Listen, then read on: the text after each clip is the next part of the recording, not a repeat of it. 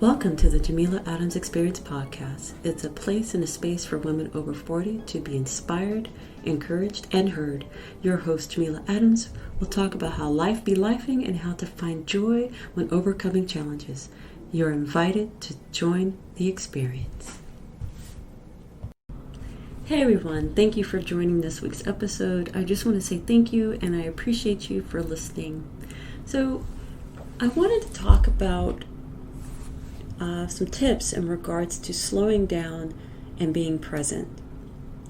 You know, we live in a world today that is so fast-paced, so busy, but we never take a second to just stop and be. So, tip number 1, I want to say take a few breaths and focus on your breath. You know, feeling anxious is human. However, we should remember that deep breathing is like a reset button for the mind. As we calm down, we can feel the stress being lifted. Deep breathing techniques are what I practice before going to bed. On my Galaxy Watch 4, not sponsored, Samsung, you're listening, right? It helps me to track my stress levels by monitoring my breathing and heart rate. You know, I practice the breathing exercises for 3 minutes. So you do 20 reps. So you inhale, hold for 5, exhale for 5. Inhale for 5, exhale for 5. And it really helps to clear my mind and calm me down. So tip number 2, engage in activities that allow you to be fully present, such as meditation, yoga, or taking a mindful walk. Yoga to me is like one of the best things ever. I've been practicing now going on close to 20 years, and it allows the body and the mind to reconnect. Also, taking walks can uplift your mood and reset your mind. For me, I like spending time outdoors when I can, when if it's not raining or whatever, to just go, release, have a release. So I can listen to the sounds of the birds chirping, the smell of the freshly cut grass, because there's somebody around here getting their lawn done. And the main thing is to feel the sun on my face, to feel the warmth, and just to be, to reset, refocus, and be able to come back and finish the task that I started. So going on to tip number 3, practice mindfulness by paying attention to your thoughts, feelings, and surroundings without judgment. You have to be mindful of your thoughts and the words you speak. Our words have power, and we must realize that what we say can dictate our actions. So when I have issues with something or a challenge, I visualize the outcome working in my favor.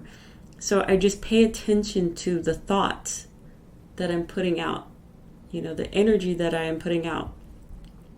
So I imagine that the results are going to be in my favor, whatever the problems are. So tip number 4, this one is a kicker, because this is a real challenge. I don't know about you, but it is for me, but I'm getting there.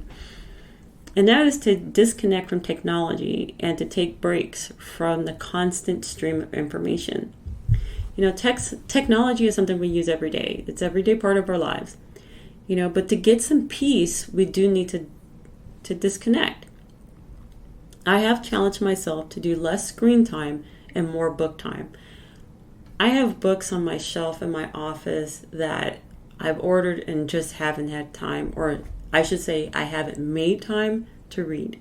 So I figured, once it gets closer to my bedtime, I have to decompress, I guess you can say, 2 hours before going to bed. And so I think what I'm going to start doing is reading, and that way I will have less screen time. So technology is great for our mental health. Research suggests that taking a break from technology can positively impact our mental health, including reducing stress and anxiety and improving sleep quality. It's important to find a balance that works for you and to be mindful of your technology use. Another thing too that will help, obviously, is reducing the information that we take in.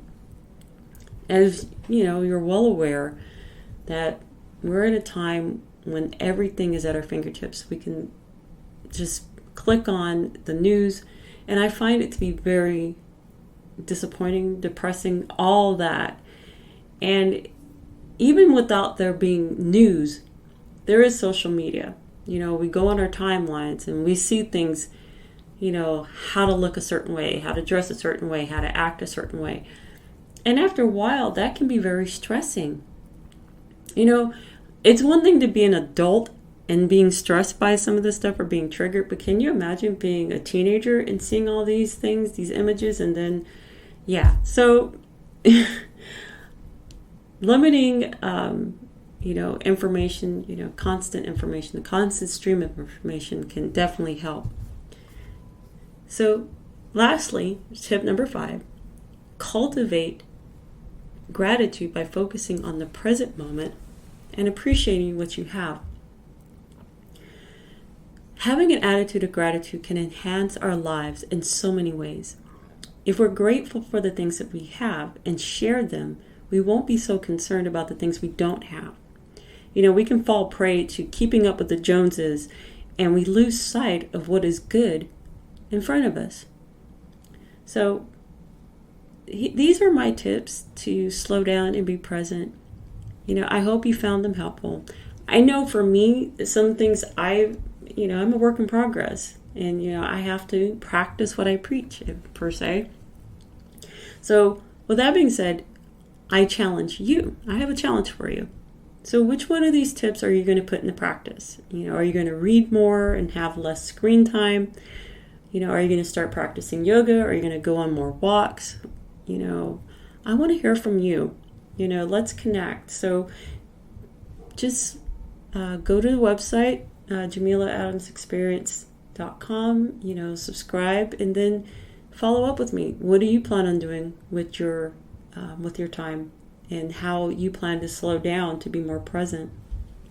So until next time, I want you to be inspired, be inspiring, be encouraged, be encouraging, but most of all, I want you to be you. And I'll talk to you next week.